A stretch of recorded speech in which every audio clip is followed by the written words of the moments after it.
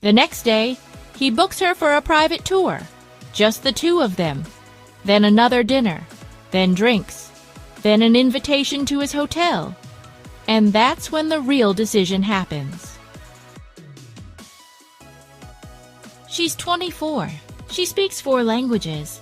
She knows every hidden temple, every secret beach, every story her city holds. By day, she's your guide through paradise. By night, she's someone else entirely. This is Mai, or City, or Ning. She has 1,000 names, 1,000 faces. And the tourists who fall for her, they never see what's really happening. Because in Southeast Asia, some female tour guides aren't just selling tours. They're selling dreams, hope, fantasy, and sometimes themselves. But here's what no one talks about. Who's really being used? Please note, this is the 3rd episode of the series, Tour Guides with Benefits. If you're new to this series, you might want to click on the link at the top right of your screen to follow through with the series. Let's start with what tourists don't see. In Thailand, Vietnam, Indonesia, and the Philippines, tourism is a survival. It's not a career path. It's a lifeline. Meet Lynn. She's 28, works in Hanoi. She makes $300 a month as a tour guide. Her mother has diabetes. Her younger brother is in university. Her father hasn't worked in 3 years. $300 doesn't cover it. Not even close. So when a Western tourist, usually male, 15, 20 years older, offers to take her to dinner after the tour, she says yes. Not always because she wants to, but because that dinner comes with a tip. Maybe $50, maybe $100, sometimes more. That's 1/3 of her monthly salary in one night. But here's where it gets complicated. Because that dinner isn't really about the food, it's an audition. The tourist is testing her. Is she friendly enough? Flirty enough? Available enough? And Lynn? She's performing, laughing at his jokes, touching his arm, making him feel like he's special, because she knows what comes next. The next day, he books her for a private tour. Just the two of them. Then another dinner, then drinks, then an invitation to his hotel. And that's when the real decision happens. Does she say yes and secure enough money to support her family for a month? Or does she say no and risk everything? The tip, the relationship, maybe even her job if he leaves a bad review. This is the choice female guides face every single day. And tourists? They have no idea they're even asking the question. But some guides have learned to turn this pressure into profit. The question is, at what cost? There's an art to being a female tour guide in Southeast Asia. It's not just about knowing history or speaking English. It's about reading people, understanding desire, becoming what they need you to be. City works in Bali. She's 26, gorgeous, and she knows exactly what she's doing. She doesn't wait for tourists to make the first move. She engineers it. The way she dresses, not too conservative, not too provocative, just enough. The way she touches, a hand on the shoulder here, a playful push there, nothing obvious, everything calculated. The way she talks about her life, struggling but hopeful, traditional but curious, innocent but available. She creates a character, the exotic girl next door, the one who's never met anyone like you. And it works. Because Western men in Southeast Asia aren't just looking for a tour guide, they're looking for a fantasy. The fantasy of being desired by a younger, beautiful local woman. The fantasy of being a rescuer, a provider, someone who matters. The fantasy that this isn't transactional, that she really likes them for them. City gives them that fantasy, and they pay for it. Not always with money directly. Sometimes it's gifts, expensive dinners, shopping trips, hotel upgrades. Other times, it's wired money after they go home. For her mother's surgery, to help with rent, because she's struggling. One tourist sent her $500 a month for 6 months. He thought they were in a relationship. She had 3 other boyfriends doing the same thing. But here's the twist nobody expects. Sometimes the performance becomes real. Sometimes city catches feelings. Sometimes the tourist is actually kind, actually interesting, actually sees her as more than an exotic fantasy. And that's when everything gets messy. Because when survival meets emotion, how do you know what's real anymore? But not every guide chooses this path. Some are forced into it, and their stories are darker than you think. Let's talk about what happens when a female guide says no. May works for a tour company in Ho Chi Minh City. She's 23, saving money to open a cafe. Last year, a German tourist booked her for a 3-day tour. Older guy, divorced, lonely. Everything was professional until day 2. He started asking personal questions, commenting on her appearance, suggesting they have dinner alone. She politely declined, kept it professional. He got upset, left her a 1-star review online. Guide was cold and unfriendly, seemed uninterested in providing good service. Wouldn't recommend. Within a week, May lost 3 bookings. Her boss called her in, told her she needed to be warmer with male clients. She quit. Because in the tour guide economy, women are rated not just on their knowledge, but on their availability. A smile isn't enough. Friendliness isn't enough.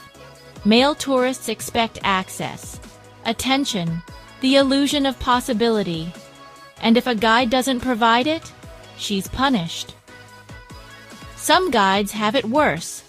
In rural areas where tourism is less regulated, the pressure is explicit. Tour companies tell female guides, make the clients happy. However, you need to. It's not written in contracts. It's just understood. One guide in Cambodia told her story anonymously. My boss said if I want private bookings, the ones that pay well, I need to be flexible. He didn't say what that meant. He didn't have to. She refused. She now works at a hotel for half the salary. This is the reality behind the smiling faces and Instagram perfect tours. For many female guides, the job comes with an unspoken price, and refusing to pay it means poverty. But here's what makes this even more complicated. Some guides choose this life willingly. They're not victims, they're strategists. And their stories challenge everything we think we know about exploitation. So before we continue, if you've been watching this video up till this point, it means you're getting value. Could you please drop a like on this video? This really means a lot to me, and I appreciate every single like on this video. Thank you. Not every female guide is trapped. Some are in control. Meet Ning. She's 32, works in Phuket, Thailand. She owns 2 properties and sends her daughter to private school. She didn't inherit money. She didn't marry rich. She built her life on tourism. And she's not ashamed. Ning doesn't work for a tour company. She works for herself. She has a roster of clients, mostly European and American men, who return to Thailand specifically to see her. They book her for private tours. They stay for a week, sometimes 2. They take her shopping, pay for nice dinners, give her cash gifts. And yes, sometimes the relationship is intimate. But Ning is clear. I'm not a victim. I'm a businesswoman. She chooses her clients carefully. She sets boundaries. She doesn't pretend to be in love unless she wants to be. And when the tourists leave, she goes back to her life, to her daughter, her friends, her real self. The Western fantasy ends the moment they board the plane. There are hundreds of women like Ning across Southeast Asia. They've learned to monetize the very thing society tells them they should be ashamed of: their appeal to foreign men. They're not trafficked. They're not coerced. They're operating in a gray economy where charm, companionship, and intimacy blur together. And they're making more money than they ever could in a traditional job. But there's a cost. Even the ones who choose this life admit it changes you. Performing desire for money over and over creates a wall between your real self and your working self. Some guides say they can't have normal relationships anymore. They can't trust their own feelings. Others say they feel disconnected from their bodies, like they're watching themselves from outside. One guide in Manila said, "I'm so good at pretending now. I don't know if I've ever really loved anyone, or if anyone's ever really loved me."